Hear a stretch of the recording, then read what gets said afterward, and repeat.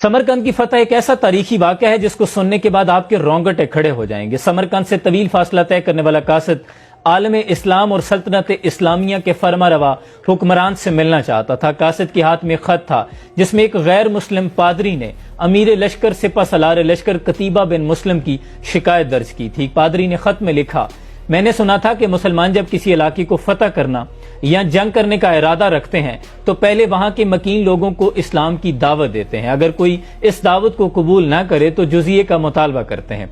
अगर कोई दोनों शराइत को कबूल ना करे तो फिर जंग के लिए तैयार हो जाते हैं। लेकिन हमारे साथ ऐसा कोई भी मामला नहीं किया गया। रातों रात हम पे हमला किया गया और हमें मफ्तू कर लिया गया।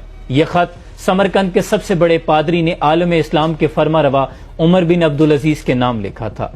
कासिद ये खत लेके दमिश्क पहुंचा, लोगों से हाकिम वक्त की कयामगाह का पूछा। लोगों ने जो पता बताया, जब उस घर के दरवाजे पे पहुंचा तो हैरान रह गया, क्योंकि इस घर की हालत इंतहाई मामूली और खस्ता थी। दीवार के साथ लगी सीढ़ी पे खड़ा एक शख्स छत की लिपाई कर रहा था और नीचे खड़ी ये खातून गारा पकड़ा रही थी। कासिद दोबारा उन्हीं कदमों पे वापस आया, लोगों से कहा, मैंने तुम्हें हाकिम वक्त की कयामगाह का पूछा था, ना कि एक मफलूकुल हाल गरीब शख्स के घर का जिसके घर की छत भी टूटी हुई है। लोगों ने कहा, हमने तुम्हें पता ठीक बताया है, वही हाकिम वक्त उमर बिन अब्दुल अजीज का घर है।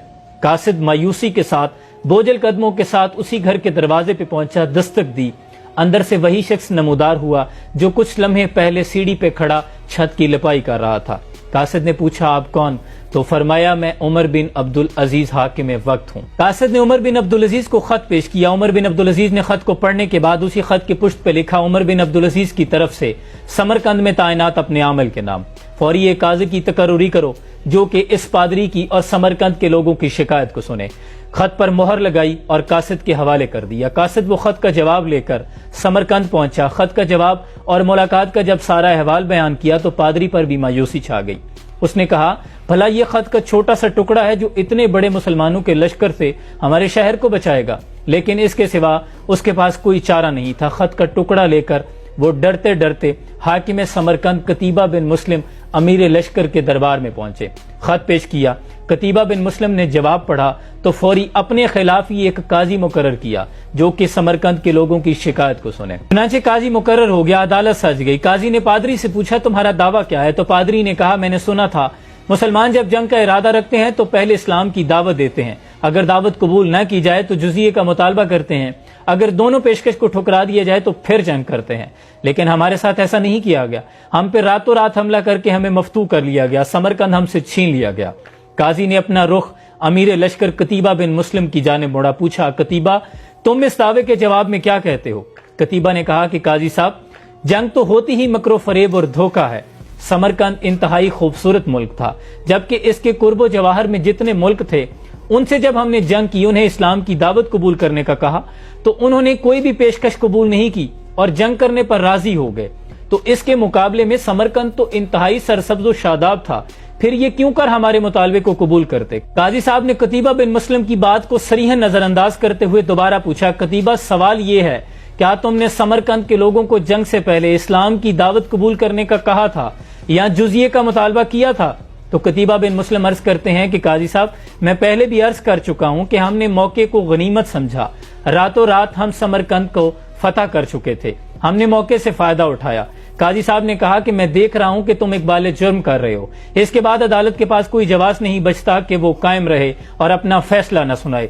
फिर गरजदार आवाज में काजी साहब ने कहा, तुम नहीं जानते कि अल्लाह ने इस्लाम को और मुसलमानों को फजीलत अदलो इंसाफ की वजह से बख्शी है, ना कि धोखादही और मौका परस्ती की वजह से। इसके बाद काजी साहब ने कहा कि यह अदालत फैसला सुनाती है कि समरकंद में मौजूद तमाम लश्कर इस्लाम, तमाम फौजी अहदेदारान और सिपा सलार अपने बीवी बच्चों समेत अपने इमलाक और माल गनीमत को यहीं पे छोड़कर शाम से पहले पहले समरकंद की हुदूद से बाहर निकल जाएं और कोई भी मुसलमान समरकंद में बाकी न रहे।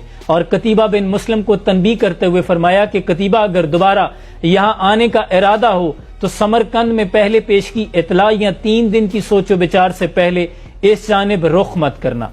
पादरी समेत समरकंद के तमाम लोग जो सुन रहे थे, देख रहे थे, उनके कान और अकल इस बात को तस्लीम नहीं कर रहा था, क्योंकि समरकंद की तारीख ने ऐसा पहले नहीं देखा था कि कोई फातेह लश्कर किसी मफतू शहर को इस तरह छोड़कर उसकी हुदूद से बाहर निकल रहा हो।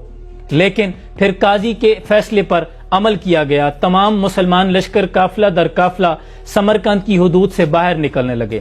شام کے ڈھلتے ہی سمرقند کے لوگ کانوں میں آپس میں سرگوشیاں کرنے لگے کہ یہ کیسے لوگ ہیں، یہ کیسا مذہب ہے اور کیسے پیروکار ہیں، اور یہی کہنا تھا کہ لوگ دوڑتے ہوئے سمرقند کی حدود سے باہر نکلے اور تمام لشکر کو لا الہ الا اللہ محمد رسول اللہ کا اقرار کرتے ہوئے لشکر کو واپس سمرقند میں لے آئے اور کہنے لگے کہ آپ ہی اس شہر کے حاکم ہیں، آج کے بعد ہم آپ کی رعایا ہونے پہ فخر محسوس کرتے ہیں۔ تاریخ نے دیکھا کہ پھر دین رحمت دین اسلام نے سمرقند پہ ایسے نکوس چھوڑے کہ پھر ایک طویل عرصے تک سمرقند مسلمانوں کا دارالخلافہ بنا رہا، اور کبھی رحمت دو عالم سرور کائنات صلی اللہ علیہ وسلم کی امت ایسی بھی ہوا کرتی تھی۔